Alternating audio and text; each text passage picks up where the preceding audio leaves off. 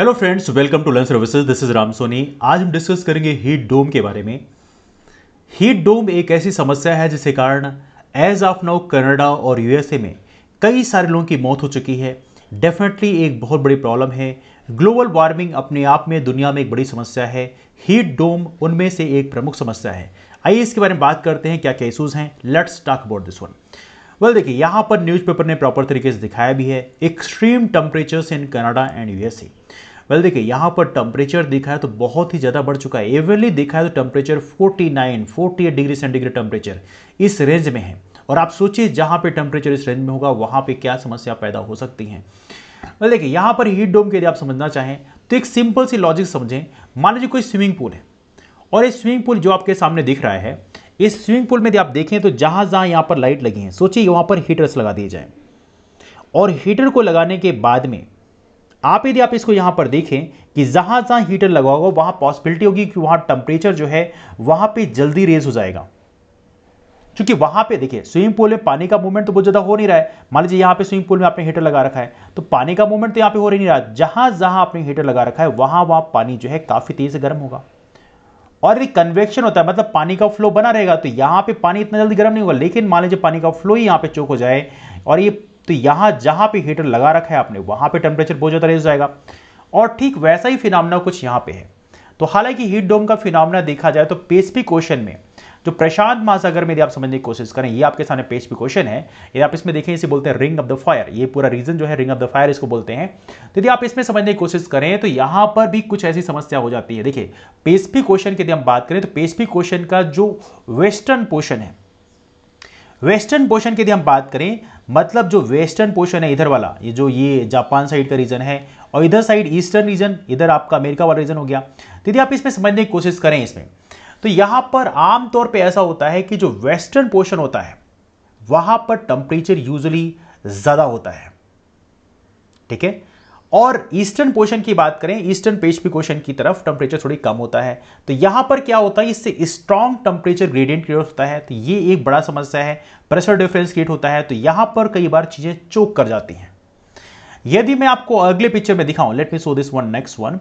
तो यहां पर क्या होता है, कई बार समस्या ऐसी होती है कि जो सन है वहां पे ऐसी समस्या होती है कि जिससे मान लीजिए टेम्परेचर ग्रेडियंट बहुत ज्यादा हो जाता है। टेम्परेचर ग्रेडियंट का मतलब यह है कि मान लीजिए यहां पे हाई टेम्परेचर है, यहां पे लो टेम्परेचर है, तो हीट फ्लो करेगी ना हाई टेम्परेचर से लो टेम्परेचर की ओर। लेकिन यदि टेम्परेचर डिफरेंस बहुत ज्यादा हो जाता है तो कई बार चीजें चोक कर जाती हैं। ये समझिए, कुछ यूं समझिए, आप सिंपल लैंग्वेज समझिए। सपोज करिए पानी का फ्लो हो रहा है और पानी का फ्लो हो रहा है तो कई बार क्या होता है, फ्लो बहुत तेज से करे तो पानी कई बार चोक कर जाता है। This is what happens. Same system यहां भी है। तो ऐसा सिस्टम यहां बना हुआ है। तो मान लीजिए सपोज करिए ऐसे चोक होता है और यहां पे इस तरह से एक डोम बन जाता है। इस तरह से डोम की आकृति बन जाती है। इस डोम में क्या होता है, यहां पे इसके अंदर हाई प्रेशर एटमॉस्फेरिक कंडीशन है। तो हाई प्रेशर एटमॉस्फेरिक कंडीशन है और यहां पे ये चोक कर गया है। पूरा एयर जो है यहां पे क्या कर गया, चोक कर गया। मतलब यहां से बाहर नहीं निकल रहा है। तो यहां पे यदि बाहर से कोई एयर आती भी है तो उसको यहां पे अंदर आने नहीं देगा, क्योंकि यहां पे ऑलरेडी हाई प्रेशर है। तो हाई प्रेशर से लो प्रेशर की ओर फ्लो होता है, लेकिन यहां पे ऑलरेडी हाई प्रेशर चोक कर चुका है तो यहां पे बाहर की जो हवा है वो नहीं आएगी। इवनली जेट स्ट्रीम जो है, जेट स्ट्रीम भी बेसिकली यहां से क्रॉस नहीं कर पाती। तो कहीं ना कहीं एक बड़ी समस्या होती है। तो इसे बोलते हैं हीट डोम। हीट डोम का मतलब यह है कि एक डोम जैसी आकृति में जो हीट है वो चोक कर जाती है और इसके चलते वो जो रीजन है जहां पे ये वाला नीचे वाला जो रीजन है यहां पे टेम्परेचर बहुत ज्यादा रेज करता है और यहां के लोगों को बहुत बड़ी समस्या पैदा हो जाती है। और ये हीट डोम इस समय आज डेट पे यूनाइटेड स्टेट्स ऑफ अमेरिका में देखा जाए, कनाडा में बहुत बड़ी समस्या है। यदि आप कनाडा की बात करें तो कनाडा में कुछ रीजन ऐसे हैं जहां पर 29 जून की बात करें तो यहां पे टेम्परेचर 49.6 डिग्री सेंटीग्रेड रिकॉर्ड किया गया है, जो अपने आप में बहुत ज्यादा टेम्परेचर है। इतने टेम्परेचर में तो बहुत सारी चीजें मेल्ट हो जाती हैं। मतलब इतनी टेम्परेचर पे डेथ होने की पॉसिबिलिटी बहुत ज्यादा। यदि कोई एयर कंडीशनर में है तो अच्छी बात है, उसको कोई दिक्कत नहीं। लेकिन यदि कोई बाहर है तो उसको बहुत बड़ी समस्या हो सकती है। और इसके चलते वहां पर इस हीट वेव से कई सारे लोगों की मौतें हो चुकी हैं। हालांकि यहां पे देखा है तो ग्लोबल वार्मिंग कुछ ऐसे सो कॉल्ड प्रेसिडेंट थे, जैसे देखा जाए तो डोनाल्ड ट्रंप की बात करें, डोनाल्ड ट्रंप ने ग्लोबल वार्मिंग को बहुत ही अंडरमाइन किया। इवनली क्योटो प्रोटोकॉल जो था उससे भी वो बाहर निकल गए थे। आपको याद होगा जो पेरिस क्लाइमेट एग्रीमेंट था उसको बेसिकली उन्होंने मानने से मना कर दिया। तो ऐसे कई सारे उन्होंने ऐसे डिसीजन लिए जो बेसिकली जस्टिफाइड नहीं थे। तो कहीं ना कहीं इस समय दुनिया को ग्लोबल वार्मिंग को रिकग्नाइज करना पड़ेगा और दुनिया को ये स्टेप लेने पड़ेंगे कि ग्रीन हाउस गैसेज जो हैं वो क्रिएट कम हो, जिससे ग्लोबल वार्मिंग की जो परेशानी है वो थोड़ी कम हो। एनीवे, ये रहा हमारी तरफ से डिस्कशन।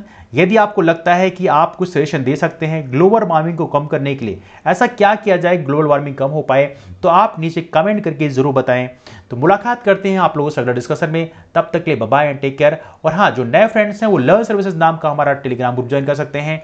यहां पर हमारी हर एक दिन की जो लाइव क्लासेस होती हैं सुबह 7 बजे और शाम को 7 बजे, उसकी लिंक यहां पर शेयर की आती हैं। तो आप इसे भी ज्वाइन करके हमारे चैनल का बेनिफिट ले सकते हैं। तो चलिए मिलते हैं आप लोगों से अगले डिस्कशन में। तब तक के लिए bye bye and take care.